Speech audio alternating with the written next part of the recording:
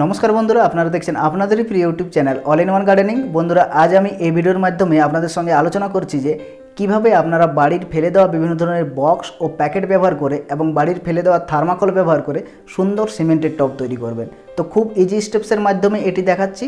তো আপনারা যদি এই স্টেপসগুলো ফলো করেন সেক্ষেত্রে আপনাদের ছাদ বাগানের জন্য যে টব প্রয়োজন হয় তার বেশ কয়েকটা টব এই পদ্ধতির মাধ্যমে আপনারা বাড়িতেই তৈরি করে নিতে পারবেন। তো এটা মেনলি একটা বনসাই টব হতে যাচ্ছে, কেননা বনসাই টবের যে উচ্চতা বা তার যে থিকনেস সেটা অনেক কম হয়ে থাকে।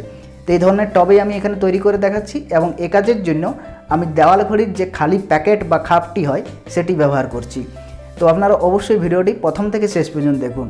আর ভিডিওটি দেখার পরে যদি আপনাদের ভালো লেগে থাকে তাহলে অবশ্যই একটা লাইক করবেন, কমেন্ট করে জানাবেন এবং আপনি যদি এই চ্যানেলে প্রথমবার এসে থাকেন তাহলে অবশ্যই চ্যানেলটি সাবস্ক্রাইব করে পাশে থাকা বেল আইকনে প্রেস করে রাখবেন, যাতে আমি যখনই নতুন কোনো ভিডিও আপলোড করব তার নোটিফিকেশান আপনি সবার প্রথমে পেয়ে যান। তো চলুন বন্ধুরা ভিডিওটি শুরু করা যায়।